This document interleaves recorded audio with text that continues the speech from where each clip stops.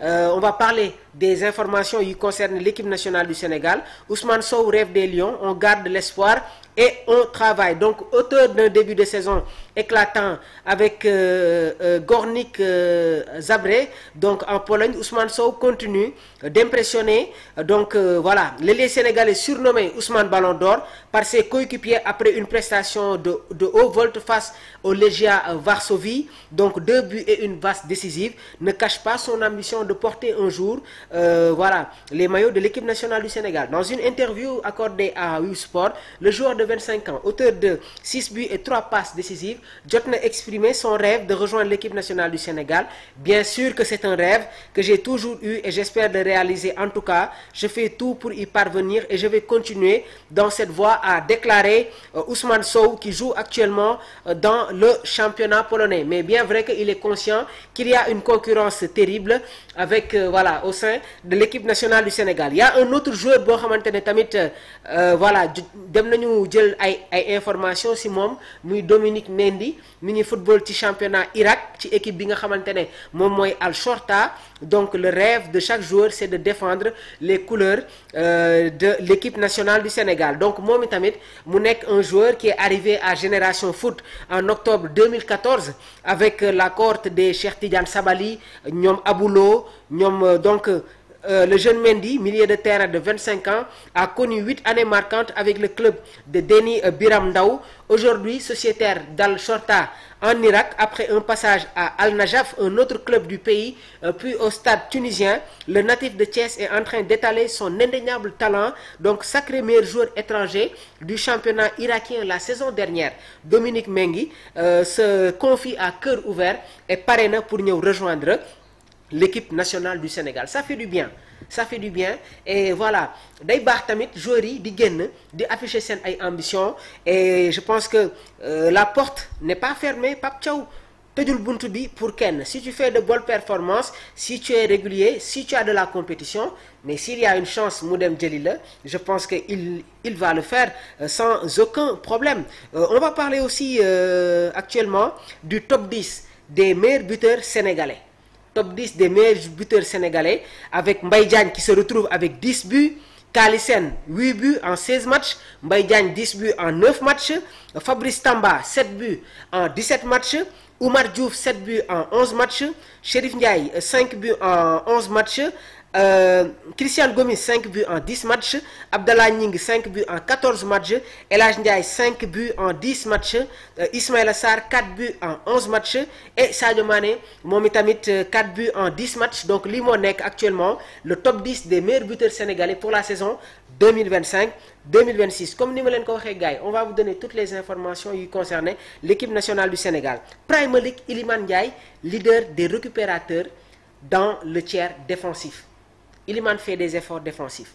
Il ne sait pas que marquer, il ne sait pas marquer des buts ou faire des dribbles, mais l'attaquant des Toffees est l'actuel leader de la Premier League en matière de récupération dans le tiers défensif. Everton mu nekk tamit équipe boo xamante ne dafay presser haut avec Idrissa Gana Gueye comme le métronome, mais surtout les attaquants. Un fait qui s'illustre par une statistique particulière, notamment la récupération dans le tiers défensif. Iliman Ndiaye nekk un titulaire indiscutable dans le dispositif voilà, dans le dispositif de David Moyes. Donc jamono ji nag il domine le classement des joueurs ayant récupéré le plus de ballons dans le tiers défensif du terrain. Baïba, on va prendre ta réaction tout de suite. Ma terminer avec Iliman. Donc international sénégalais a gagné pas moins de 23 ballons dans le tiers défensif après 8 journées de championnat. Pour rappel, Iliman Ndiaye compte déjà 3 buts, une passe décisive en Premier League cette saison, soit il est impliqué dans 44% des buts d'Everton.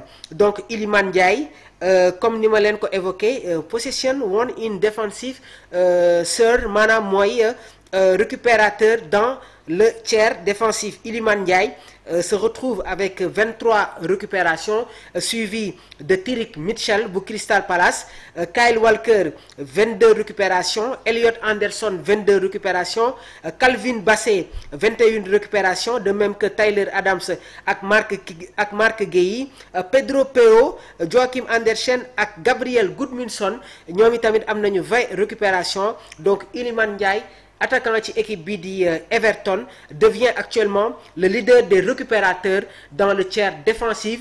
Lii nag suñ ko waxee day firndeel ne que Iliman Ndiaye fait des efforts défensifs, loolu moo tax actuellement mu nekk le meilleur récupérateur dans le dernier tiers, une très bonne chose, et lii daf koy permettre encore une fois mu nekk dans la diversité. Donc on va essayer de prendre la réaction de Bayba, moom itamit mu nekk un fidèle internaute de Sport Life 221. xam naa ne il va s'exprimer demain sur le classico bi war a am entre le Real de Madrid ak cette équipe du FC Barcelone au Santiago Bernabéu.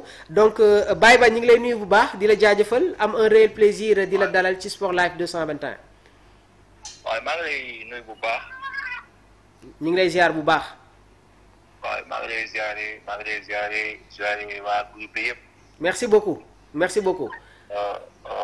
waaw da bëgg a ñëw si mbirum Pape Matar Sarr. Pape Matar Sarr, allez-y. waaw xam nga Pape Matar Sarr entraîneur bi wax na tey une déclaration. moom def na soo am. oui. mais man ànduma ak moom li mu wax. parce que Pape Matar Sarr kenn ku ne xam na.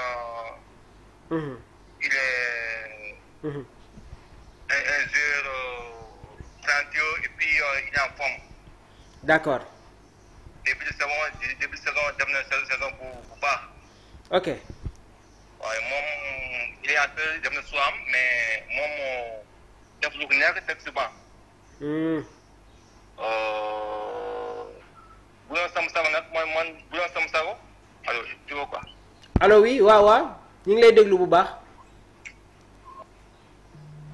voilà donc Bayba soo mënee rek duggaat donc comme ça nga joxewaat sa réaction sur le match bi nga xamante ne voilà le FC Barcelone tamit war na ko jouer ak le Real de Madrid, waaye tamit nga continuer ton analyse.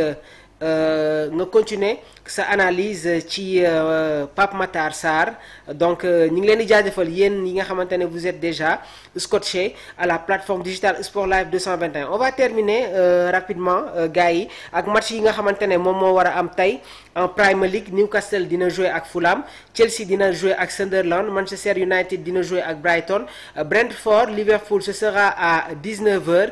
Donc au niveau de la Liga, Girona mi ngi jouer ak le Real Oviedo, Espanyol dina dalal Elche, l'Athletic Bilbao jouera face à Getafe, Valence dina recevoir Villarreal bu Pape Alassane Gueye. En Série A, l'Udinese dina jouer face à Lecce, Parme Como, Assane Diao qui est attendu dans cette rencontre. Déjà rek je vais vous donner l'information en temps réel, il est sur le banc.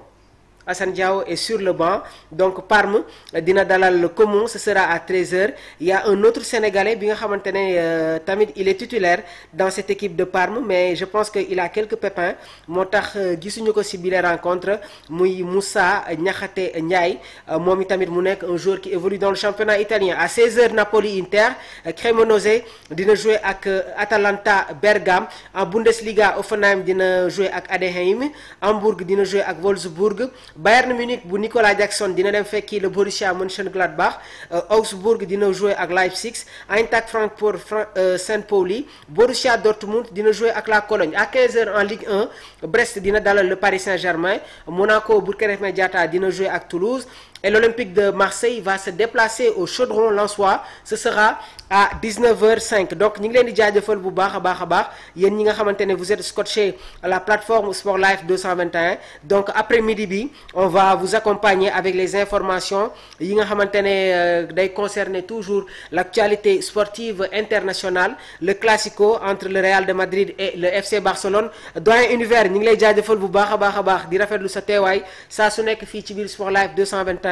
Donc di leen souhaiter un très bon week-end, di leen ñaanal bu baax tawfeex ak taysir. Dans l'après-midi on se retrouve, on va vous balancer toutes les informations yi concernent